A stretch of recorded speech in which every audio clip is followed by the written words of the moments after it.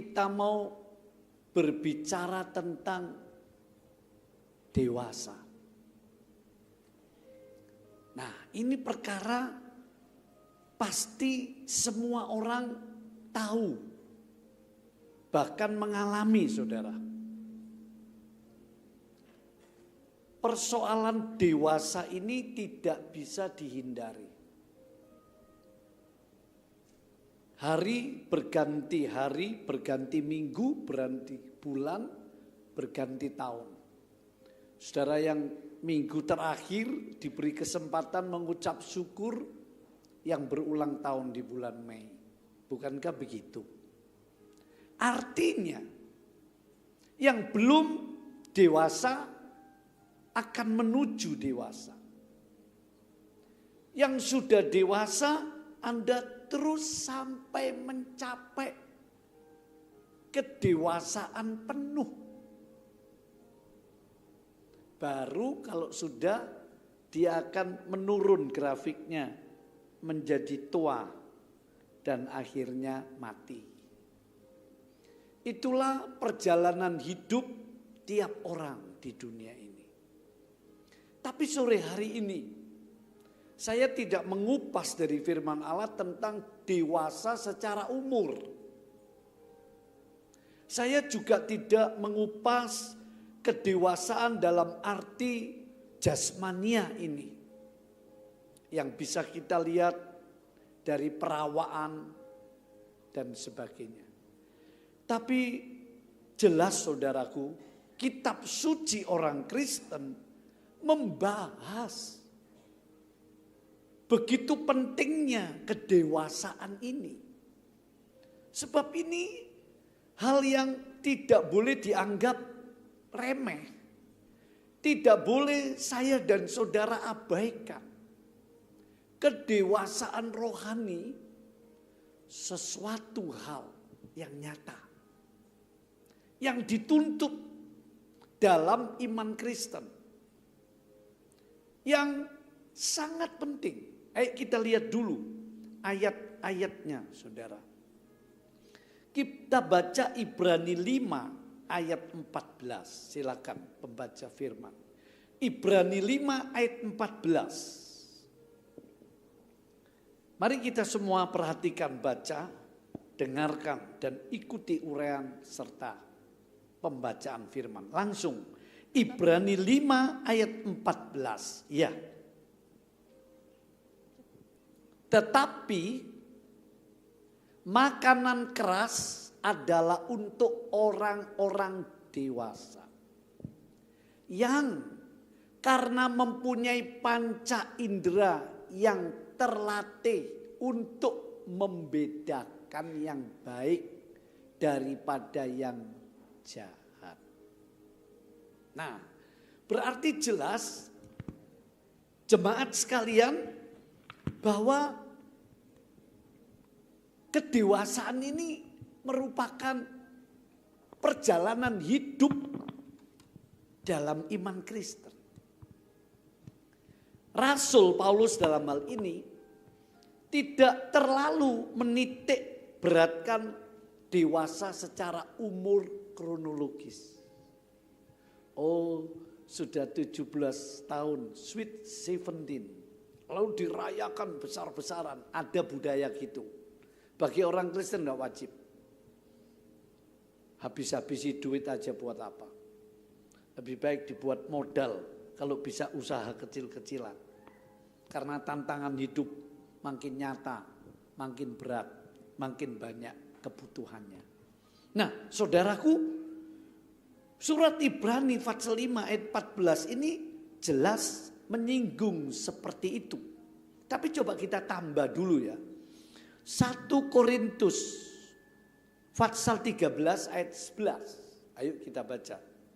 1 Korintus pasal 13 ayat yang ke-11.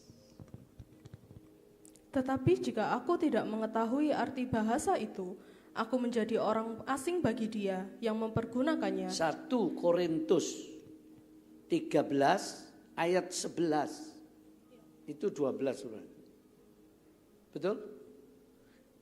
ketika aku kanak-kanak.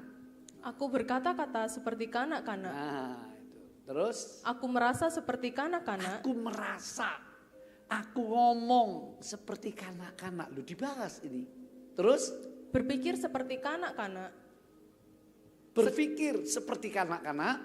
Sekarang sesudah aku menjadi dewasa. Sekarang sesudah aku menjadi.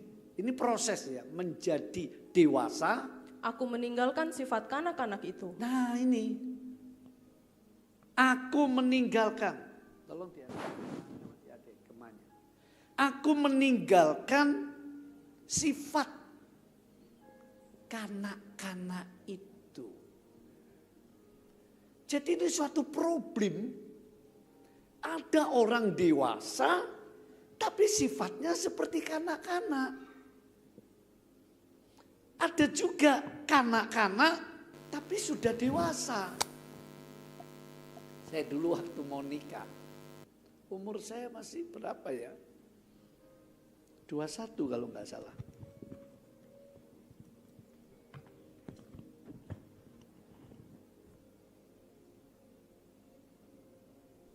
Beberapa keluarga saya mengkhawatirkan. Dari segi penghasilan, nah itu masuk akal ya. Kamu itu jadi pengerja Tuhan, masa depanmu enggak jelas, bayaran enggak ada. Kamu mau kawin, terus nanti jadi apa?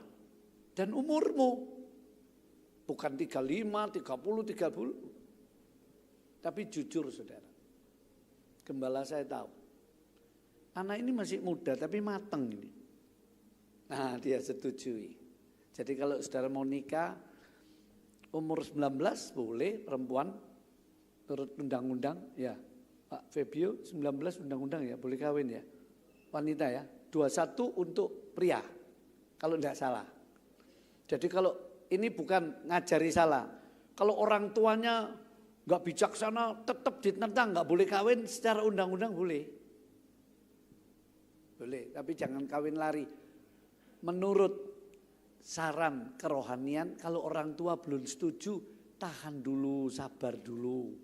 Jangan kawin tanpa restu orang tua. Nah, saya kembali di situ. Jadi, ketika aku kanak-kanak, ketika aku dewasa, sifat kanak-kanak aku tinggalkan. Sekali lagi ada orang sudah dewasa, tapi sifatnya kayak kanak-kanak. Ada masih kanak-kanak, tapi sudah mateng. Bisa jualan, saya lihat di YouTube. Aduh masih SD kelas 4, kelas 5. Mateng jaga adiknya sambil jualan kerupuk saudara. Gak main game. Dia bantu orang tuanya yang sedang kesulitan ekonomi. Dia gak malu di pinggir jalan. Sampai salah satu gubernur kasihan dinaikkan Alphardnya. Ayo sini. Dibayar, dibelikan keropok, diborong semua. Saya senyum lihatin. Wah, unik juga itu. Bagus juga ya, terserah. Semua orang punya sudut pandang menilai. Nah, begitu. Ayo kita baca lagi satu ayat. Efesus 4 ayat 13. Saya masuk uraian. Uraiannya 2 poin saja. Pentingnya apa? Lalu cirinya apa? Ya, silakan. Efesus 4 ayat 13. Mic-nya. Ayo. Cek. Iya.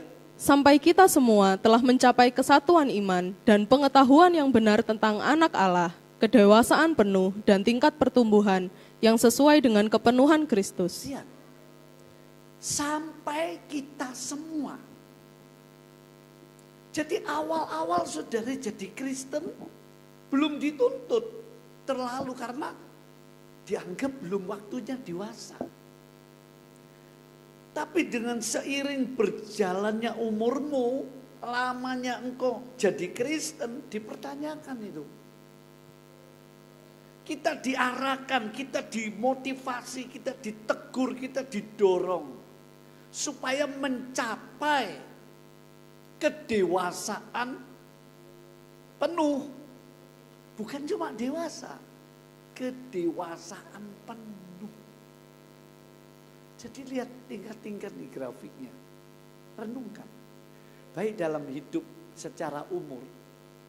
Saudara, aduh umurku piro ya Tuhan? Tinggal berapa tahun lagi aku di dunia ini. Saudara yang sudah mulai umur 40, 45, aduh Tuhan, sebentar lagi aku sudah masuk mulai usia lansia. Loh. Ya.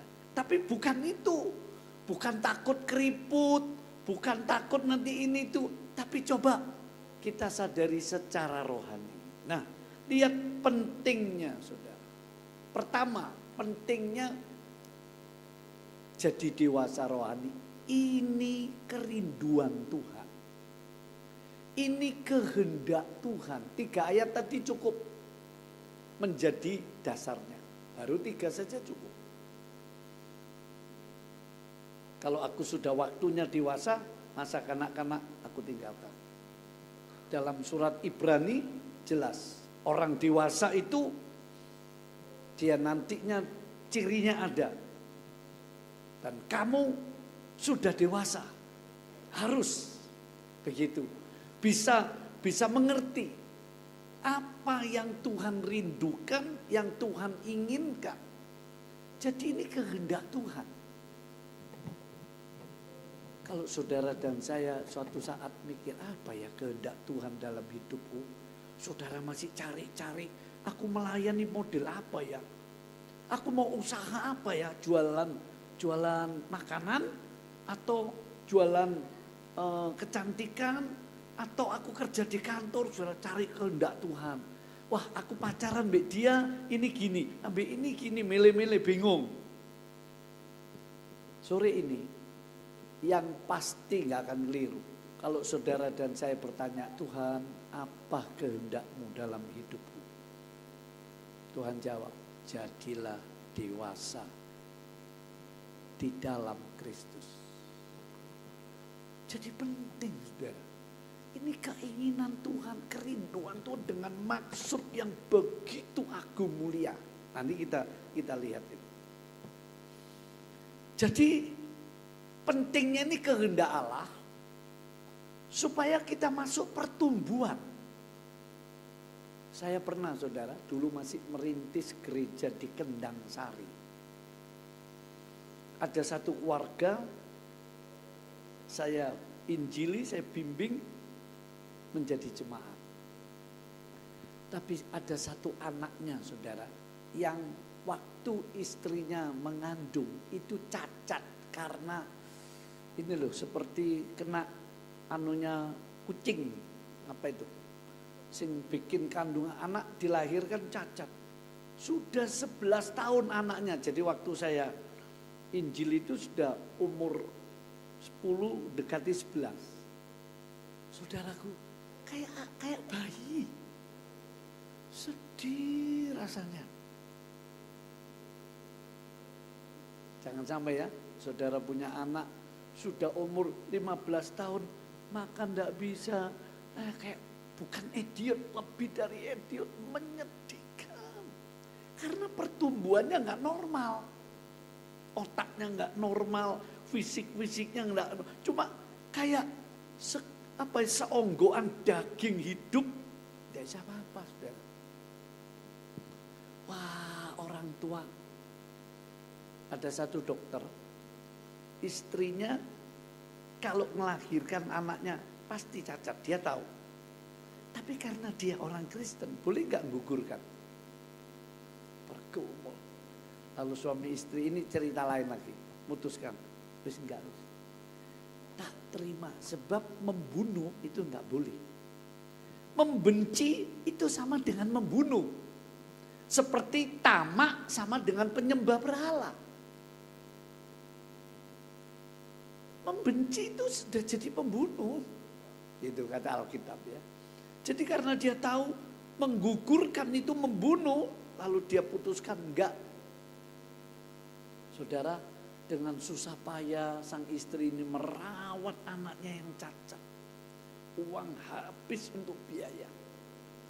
Karena dia sebagai orang Kristen komitmen. Nah ini bentuk juga kedewasaan.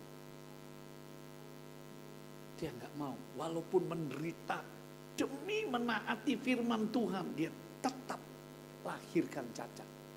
Sebetulnya dia dokter bisa gugurkan, beres sudah. Enak-enak jadi suami istri gak ada beban, kan begitu. Tapi enggak, dia milih, gak apa-apa wis. Kecuali sampai saatnya anak itu mati, dia baru selesai tanggung jawabnya. Wah, luar biasa bukan? Keren. Jadi ini kehendak Tuhan, kerinduan Tuhan supaya orang Kristen jemaat dewasa secara rohani dalam Kristus. Itu wujud dari pertumbuhan. Kehendak Tuhan supaya orang tumbuh, jangan tidak normal. Makanya surat Ibrani PR kalau saudara baca, ditimbang lamanya kamu itu sudah harus jadi guru. Wah, bisa ganteni gembalanya, kalau suruh renungan, wah cakap. Sudah lama jadi Kristen kok. Misalnya begitu. Kalau dulu dibesuki, sekarang nggak mau wis. Sekarang justru besuk, wah gitu. Tumbuh. Kalau dulu minta didoakan, minta dimengerti, sekarang waduh penuh pengertian. Tak dukung doa. Wih keren saudara, itu tumbuh. Ayo kita renungkan. Saya ada banyak khotbah, saya nggak ngerti kalau tadi pagi khotbahnya Tuhan menjawab persoalan kita. Itu murid-muridnya kena badai gelombang perahunya. Tapi sore ini dewasa dalam Tuhan. Ya. Nah yang kedua, pentingnya supaya tidak gampang ditipu. Jadi orang yang dewasa ini bukan berarti orang dewasa nggak bisa ditipu.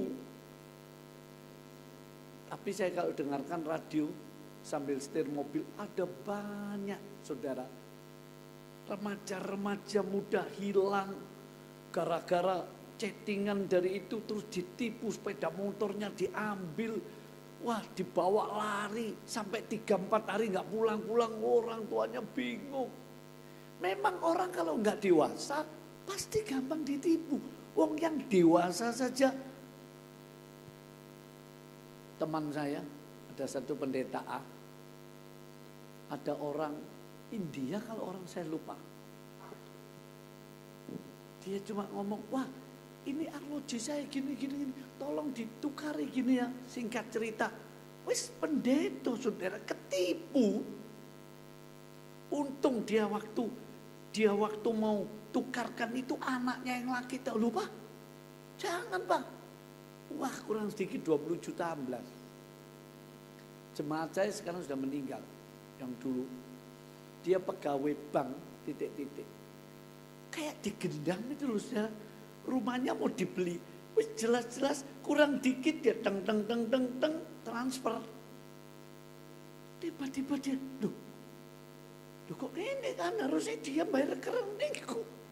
Waduh untung saudara. Nah gitu ya. Jadi penipuan sekarang ini marak. Hati-hati uang palsu. Itu ditangkap itu. Disisipkan dia tiap berapa lembar dikasih 2-3 uang palsu. Wah dikalikan berapa itu ketangkap. Jadi bentuk penipuan, saudara tahu iblis itu jagonya penipu, disebut bapak pendusta. Gampang ditipu. Makanya banyak orang Kristen kecewa, apalagi ya putus asa, takut, khawatir, bingung. Selain itu normal manusiawi, tapi saya yakin di balik sesuatu yang negatif pasti ada cobaan iblis. Sedikit atau banyak, dia nggak pernah diam, malas, dia selalu menyesatkan, menipu manusia. Karena itu kita perlu Roh Kudus. Peganglah tanganku, Roh Kudus. Tapi Roh Kudus kesulitan kalau kita nggak dewasa. Saudara pernah didik anak masih kecil? Sulit. Remaja belakangan ini sampai itu loh dimasukkan asrama tentara. Orang tua wis putus asa. Kenapa Bu? Kok dilatih di asrama? Wis gak iso diomongi gede, terus gak mau belajar. Aku wis menyerah. Wah, Terus saya merenung secara rohani. Beribu-ribu kemungkinan. Gak ada survei. Tapi pasti nih, berapa banyak dalam pernikahan, dalam pekerjaan, dalam pelayanan, macam-macam dalam motivasi iblis nipu kita. Sampai disesatkan. Jadi ini pentingnya supaya nggak ketipu. Bahkan kalau saya gandengkan kitab Keluaran, orang yang umurnya 20, ini Israel, dia baru boleh masuk perang dewasa. Sejarah budaya Israel itu dari muda sudah dilatih. Dia ngomong gini, hei nak, kita ini bangsa kecil, yang musuhi kita banyak. Kamu harus latihan perang ya. Sewaktu-waktu kita diserang, kamu bela negara. Siap ayah, abah, siap bapak. Beberapa negara gak pernah dilatih mentalnya segalanya. Tidur disiplinnya enggak. Memang tentara itu bagus dilatih. Padahal kalau saudara baca 2 Timotius 2, kita ini prajurit Kristus. Nah, jadi pentingnya dewasa rohani saudara, supaya tidak gampang ditipu oleh iblis. Melalui kedagingan kita, melalui banyak hal. Yang ketiga saja, cukup 3 pentingnya. Dia baru boleh dinikahkan. Nah, kalau masih kanak-kanak mau nikah memang ada tertentu, masih umur 10 sudah dinikahkan, nggak boleh saudara. Undang-undang negara kita melarang itu. Karena kasihan, dia belum dewasa kok. Awal dewasa itu kira-kira umur 17, 18. Itu aja kalau nggak terdidik, terlatih, terbina, dinikahkan banyak amburadul, nggak siap. Jadi istri itu bukan hal yang mudah. Jadi suami itu bukan hal yang gampang. Dia harus tanggung jawab di pundaknya. Untuk kebutuhan istri, rumah tangga, anaknya. Jadi pagi saya singgung. Waktu saya ada diminta urusan bantu. Ya sudah saya tolongi saudara teman ini. Seorang dosen. Hebat umurnya. Dia waduh Pak Pendeta tolong doa saya. Kenapa saya bilang? Akhirnya ini penghasilan saya hancur-hancuran, saya bingung. Saya ikut kasihan, di mobilnya saya doakan. Kita serahkan Tuhan. Mungkin 100-an bapak-bapak kayak gini. Oh apa sekarang? Kasarnya begini, ini bukan nakut-nakut, ini fakta. Jadi kalau tidak dewasa, pentingnya dewasa, ya baru boleh nikah.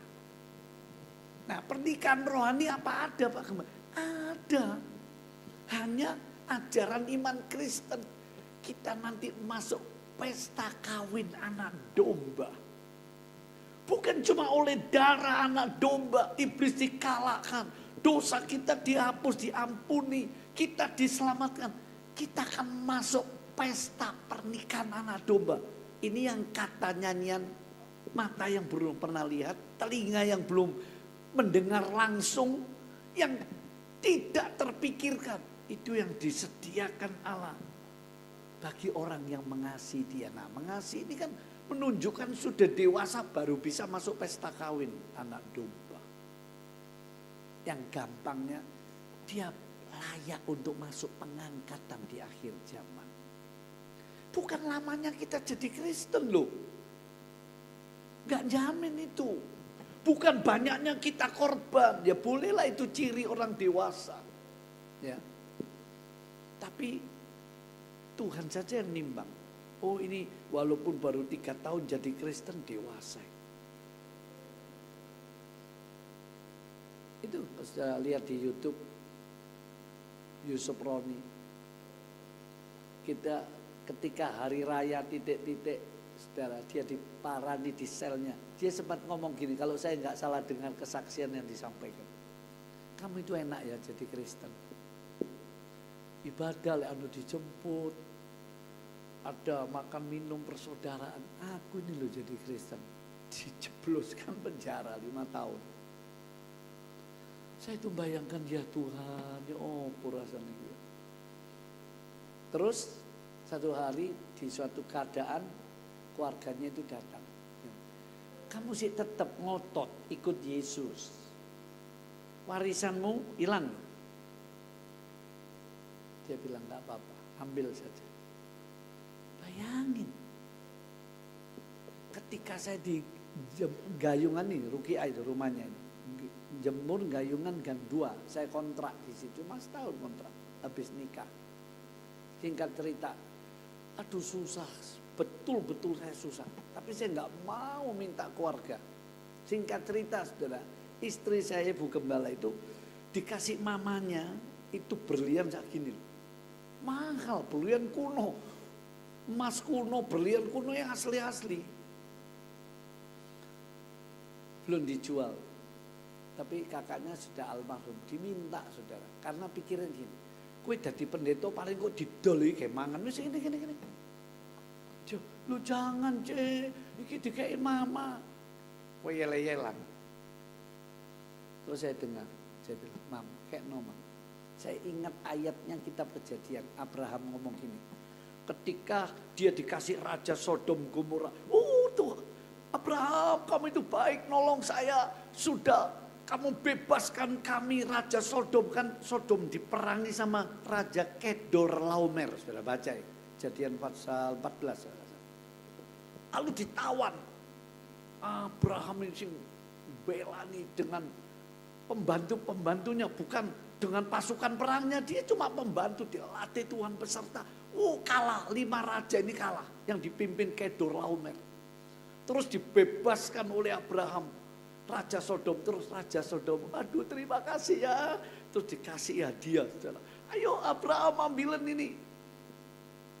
Ini pimpinan Tuhan. Jadi kalau saudara dikasih orang, jangan kelihatan ayat ini saudara tolak terus, rugi gue. Ini apa ya, kasus tersendiri. Abraham ngomong, enggak, terus enggak apa-apa, cukup kamu kasih anak buahku aja. Karena, ini kalimatnya, nanti kalau aku kaya, jangan sampai kamu berkata, akulah yang bikin Abraham kaya. Tapi Tuhanlah yang bikin aku kaya. Wih, hebat imannya ini. Hebat. Ya, itu iman yang besar. Itu iman yang diwujudkan dalam impian dulu. Begitu. Jadi pentingnya orang yang dewasa baru boleh nikah. Sekarang cirinya. Dibaca lagi. Ibrani pasal 5 ayat 14. Silakan. Ibrani pasal 5 ayat 14. Ya. Tetapi makanan keras adalah untuk orang-orang dewasa yang karena mempunyai panca indera yang terlatih untuk membedakan yang baik daripada yang jahat. Makanan yang keras. Masuk akal loh? Orang yang nggak dewasa, kalau di kanak-kanak, perbandingannya kanak-kanak, bahkan bayi.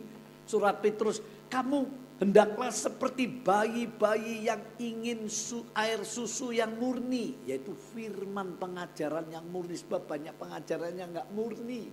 Motivasi ikut Tuhan yang murni. Supaya dia tumbuhnya baik gitu loh. Kemurniannya itu loh, nggak sampai jelek. Motivasinya jadi orang Kristen, begitu maksudnya. Tapi surat Ibrani, Paulus lebih mendalam. Kamu harus bisa makan keras. Coba kalau bayi, saudara keruknya di itu apa? Pisang dihalusi, bubur halus, susu. Dia belum bisa makan keras. Saudara kasih sego jagung ya. Tidak karuan. Saudara kasih nasi rawon. Bayi umur 6 bulan saudara kasih rawon, enak ya. Ya gak oleh toh. Itu untuk orang dewasa. Ada hal-hal Tuhan bilang kamu itu belum bisa. Kamu masih kanak-kanak. Nah itu surat Korintus 1 Korintus pasal 3 itu. Grup-grupan saudara. Ini saya cuplik aja. Jemaat Kristen di Korintus, aku pihak Apolos, aku pihak Paulus, aku pihak Petrus, satunya aku pihak Kristus. Loh, berpihak-pihakan, idola-idolahan. Kan ada loh kita itu, kadang-kadang mengidolakan, oh iku khotbah enak iku. Oh iku wong, oh iku urapannya gede, macam-macam wis. Kalau kita terus-terusan begitu, dikhawatirkan, di mata Tuhan nih, sing kamu idolakan sopo ya? Zaman saya dulu sudah nggak ada kalau KKR brosur, fotonya pendetoy, bahasa kasarnya haram itu. Apa? Foto Tuhan. Saya kira enggak. Ini marketing jokes katanya begitu. Ya sudahlah. Yang penting iman saya dan saudara jangan gampang diencerkan. Begitu ya. Nah, jadi saudara, makanannya harus kuat, makanan keras. Saudara kalau bentur keras bisa terima enggak?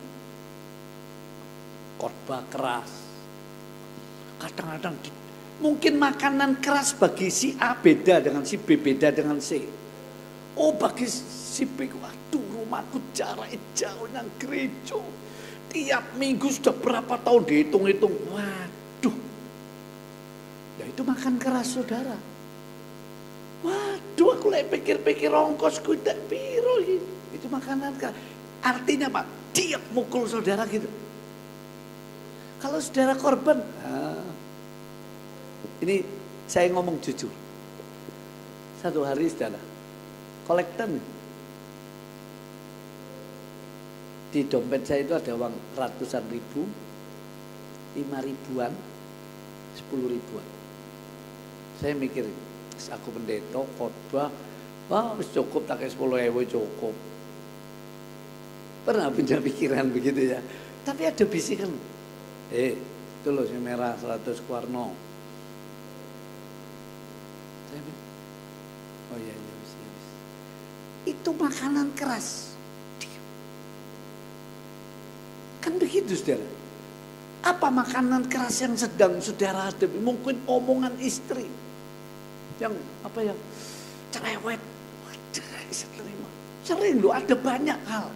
Mungkin di pekerjaan, ya rasanya aduh, pulang kerjaan dituntut pelayanan, sementara mikir penghasilan makin kurang. Ini belum kantor nuntut begini, tidak mau ngerti bos, pokoknya beres. Sudah rasanya mau jerit atau mau lari. Saudara sedang makan keras itu, jangan makan sing lembek-lembek. Kalau dewasa makanannya memang beda. Itu cara Tuhan mau mendewasakan saya dan saudara. Banyak. Kalau di Petani satu ilustrasi contohnya banyak. Saudara.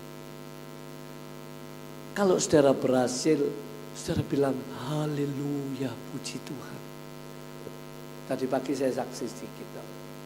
Berapa hari ini saya mikir mobilnya itu bannya perlu, suratnya perlu. Wis wayai mati 5 tahun suratnya mesti diperbaiki. Uang belum ini, kebutuhan banyak. Saya diamkan. Cuma saya ngomong, Tuhan, Engkau yang ngerti. Kalau belum ada ya wis Tuhan.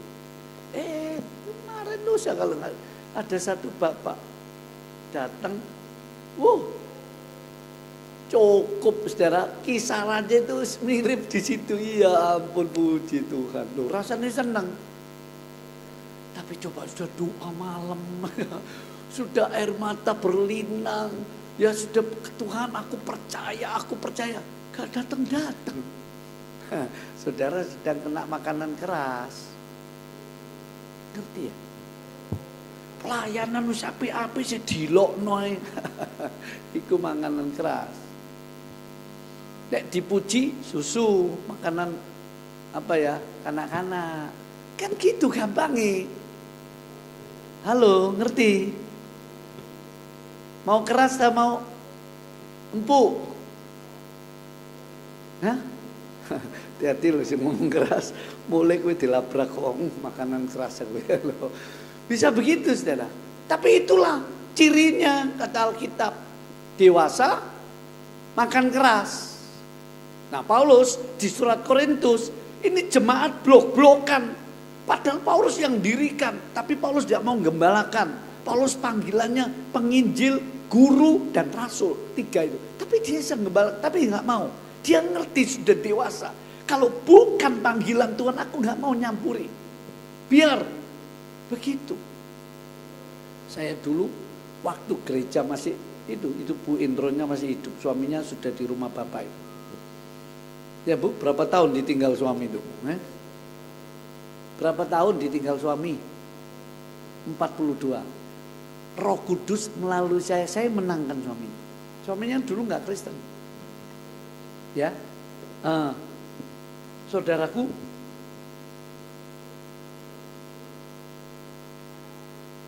kita belajar untuk bisa terima hal-hal yang sulit, gak enak.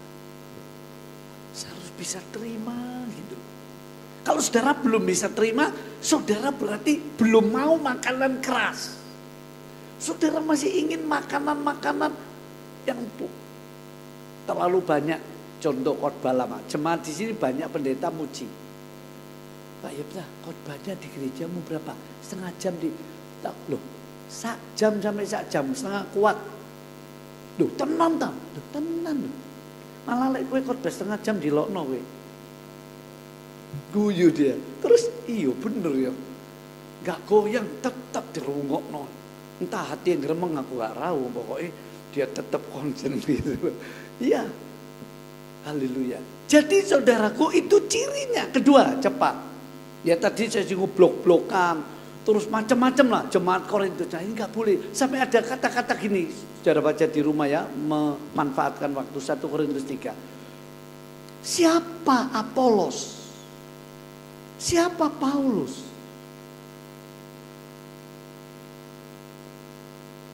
Aku yang nanam, Apolos yang nyiram. Coba renungkan. Sekarang kalau ada sebuah sebuah tanaman, saudara ya, tanaman.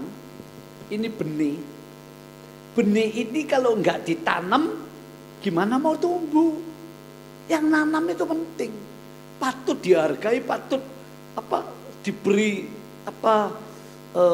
sebuah kelayaan lah. Oh, dia yang nanam. Kalau ditanam enggak disiram, mati tanaman ini. Tapi kalau direnungkan lebih dalam, masih kue tanam, masih kue siram. Kalau benih ini gak ada kehidupan yang bocai, percuma, gak mungkin tumbuh. Makanya Paulus membuat logika itu. Aku yang menanam, Apolos yang nyiram, Allah yang numbuhkan. Jadi kamu ojo muji aku, kamu ojo muji Apolos. Berapa banyak orang Kristen terlena muji-muji para pendeta itu. Bukan saya melarang. Saya khawatir kita terpesona lalu kita masih dikungkung dalam kekanak-kanaan rohani. Itu sebab gampang kecewa. Ya, keliru. Sing numbuhno Tuhan, jadi Tuhan. Segala puji syukur bagimu, gak ada lain. Sebab benih itu Paulus yang nanam, dapat upah. Apolos yang nyiram, iya. Atau kebalikannya lah. Tapi kalau di dalam, kalau gak ada Tuhan yang numbuhkan benih itu, siapa yang bisa berhidup? Ya Tuhan. Terus sadar, iya ya. Ojo blok-blokan, ojo grup-grupan, ndak apik lah. Itu menimbulkan perpecahan dalam gereja. Bahasa bodoh, kita dibodohi iblis. Kita nuruti kedagingan kita. Oke? Satu waktu saudara, ini saya ini banyak kisah kesaksian dikit-dikit. Satu waktu ada guru Alkitab saya khotbah gini. Tapi satu hari aduh ceritanya habis sih. Saya itu jadi siap saya waktu seminar saya dengar. Kan gitu sifat sombong. Roh Kudus tegur saya.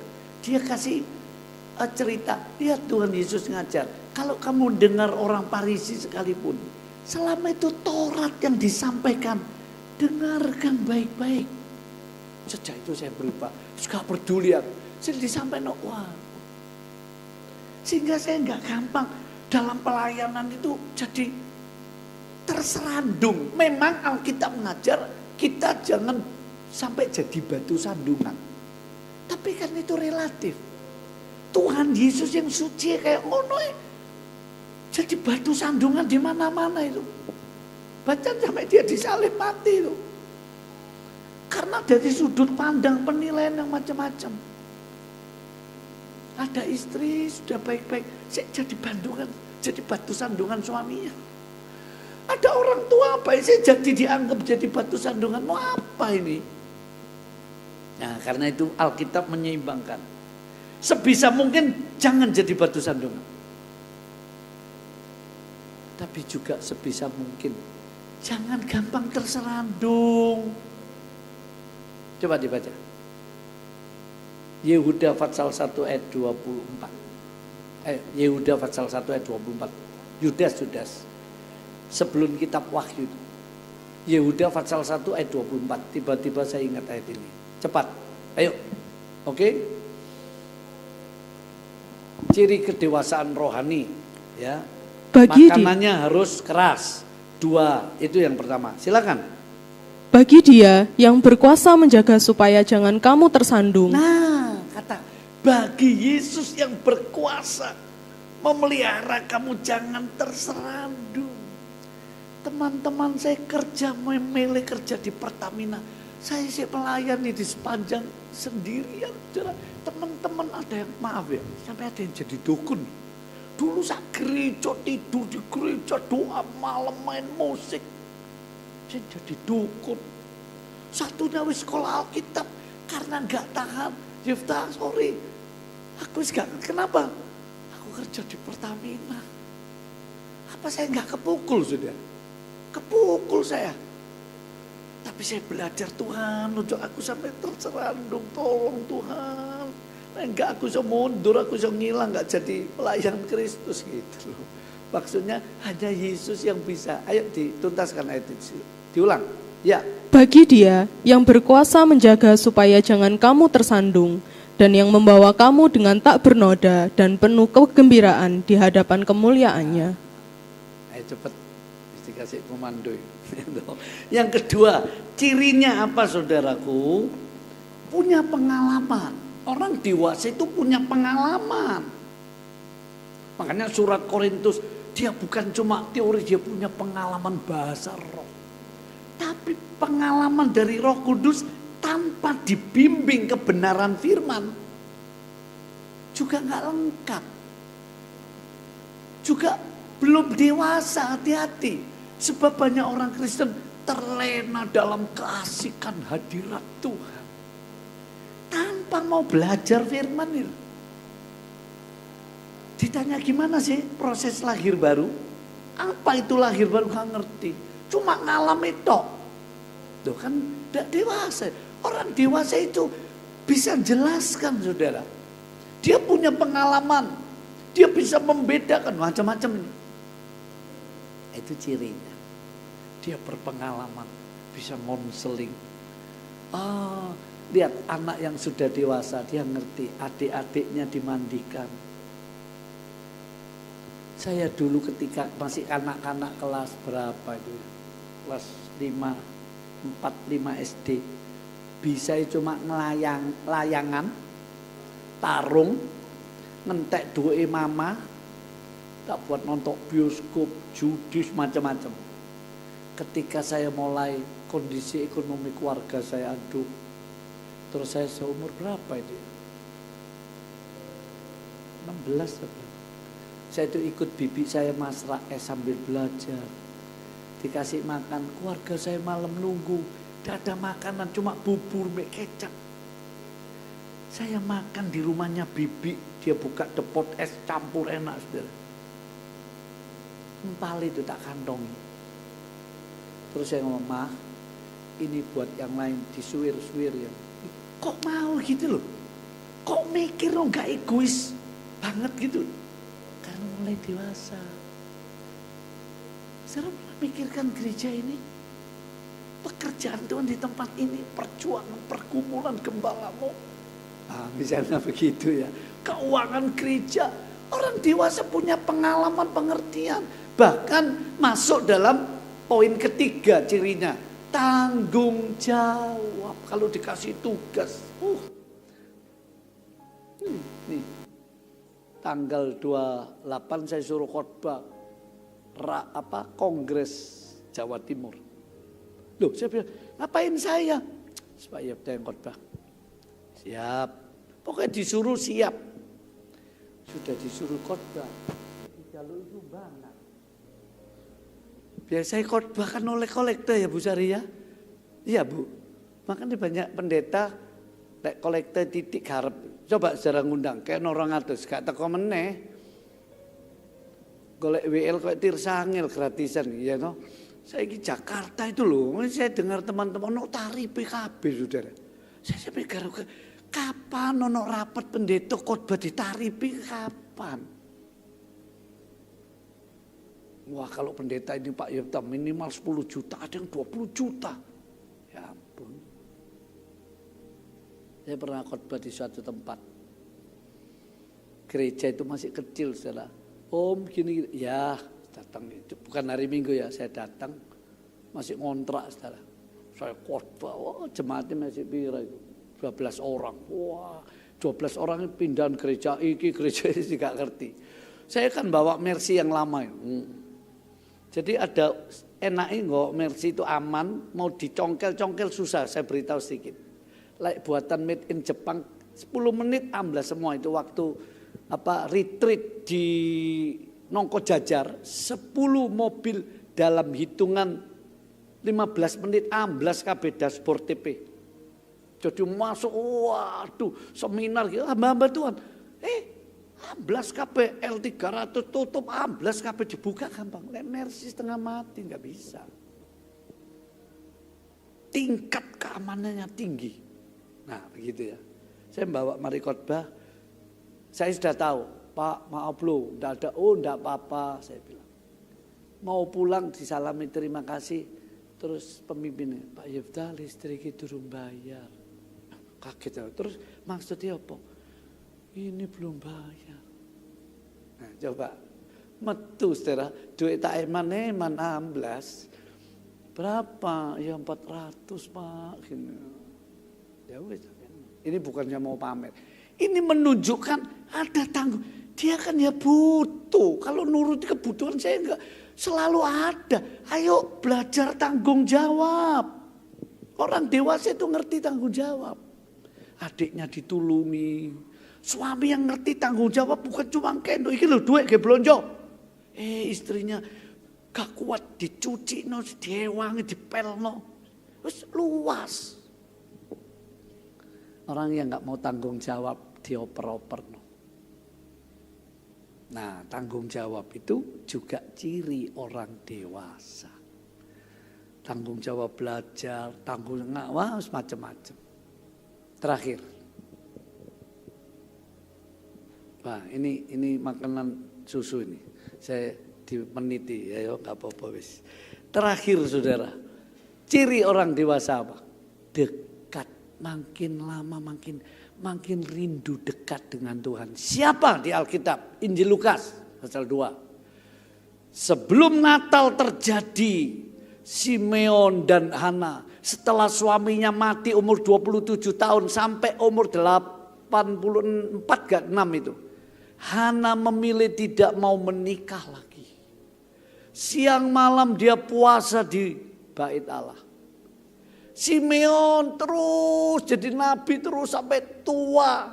Makin dekat dengan Tuhan. Sampai Maria membawa bayi juru selamat Yesus Kristus masuk di bait Allah. Terus Simeon, ya Allah, izinkan sekarang aku pulang dengan damai sejahtera ke surga. Mataku telah melihat juru selamat. Artinya cirinya orang dewasa rohani. Dia rindu, dia enggak hitung-hitungan, dia enggak merasa bosan, jenuh. Dia ingin terus lebih dekat dengan Tuhan. Nah, ciri-ciri ini mari sore ini kita renungi. Ada enggak dalam hidup kita? Apa kita terlalu banyak alasan ini tuh? Hei, ingat loh. Tuhan hanya mau kawin. Ini bukan kawin kayak suami istri. Tuhan hanya mau mengangkat jemaatnya, gerejanya yang sudah dewasa. Enggak boleh. Yang enggak dewasa pasti ditinggal di zaman antikris. Itu pilihan. Yang dewasa Tuhan bawa sebagai mempelainya. Oh, betapa indah mulia. Kalau saudara mungkin aku gak popo, yang penting aku sekali percaya dalam Yesus selamat ya wis. Enggak cukup begitu. Betul-betul masuk zaman antikris, hebat, rasanya mengerikan, nggak bisa dibayangkan. Tapi kalau masuk pengangkatan indah, kita tinggalkan dunia yang penuh nista, penderitaan, kekacauan, perang dunia ketiga sudah diambang pintu. Kata beberapa pengamat, masuk akal. Ini belum selesai, sekarang muncul lagi. Ini belum selesai. Gampang salah ngerti, gampang dibakar emosinya, benci, perang. Juga karena tamak ingin menguasai kekayaan negara tertentu. Makanya doakan negeri kita Indonesia. Kan banyak orang iri, Indonesia ini kaya raya. Ayo Bapak Ibu, jemaat yang dikasih Tuhan, sudah saya tunjukkan secara garis besar. Pentingnya kita dewasa rohani. Dan ciri-cirinya. Sampai juga dewasa. Ayo pemain musik, sampai dewasa saudara jadi pegawai, jadi mahasiswa, jadi suami, jadi istri, jadi jemaat, jadi pelayan. Ayo Tuhan, tolongan aku dewasa rohani. Nanti kan indah. Tuhan merahmati kita. Amin. Mari kita berdiri bersama-sama. Maju-maju saja. Itu nyanyi. Tuhan selalu serta. Itu ciri orang dewa. Di satu kali salib digantikan mahkota. Ya, mahkota itu bukan cuma nanti di surga. Mahkota itu artinya berkat. Oh, mungkin dapat rezeki gini, mungkin macam-macam. Tapi ayo dewasa, setia, tumbuh terus dalam Tuhan, senang dan susah, tanggung jawab, ngerti. Ya, saudaraku, rindukan untuk punya pengalaman-pengalaman rohani. Baik itu yang mengenakkan atau yang kurang mengenakkan. Puncaknya kita satu kali dijadikan mempelai Kristus. Singkatnya kita diangkat saudara ketika dunia masuk penderitaan yang paling besar di muka bumi. Gereja diangkat. Gereja itu maksudnya bukan gedungnya, jemaatnya. Ayo kita nyanyi. Maju-maju saja belakang. Maju saja. Tuhan selalu serta. Nanti satu kali. Nanti satu kali salib digantikan mahkota. Ayo semua menengadah dan bersyukur. Maju saja, yes. Tuhan selalu serta. Nanti satu kali. Nanti satu kali salib digantikan mahkota. Setia,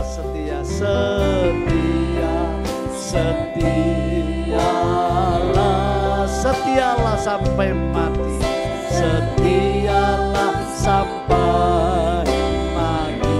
Seperti Tuhan Yesus, seperti Tuhan Yesus.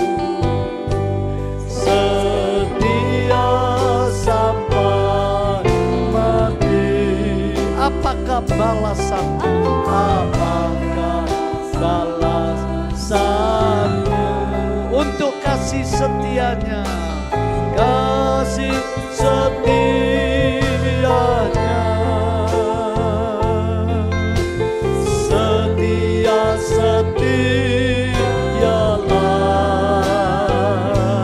setialah sampai mati. Ya Tuhan, inilah kebenaran-Mu yang sangat penting dalam perjalanan iman kami.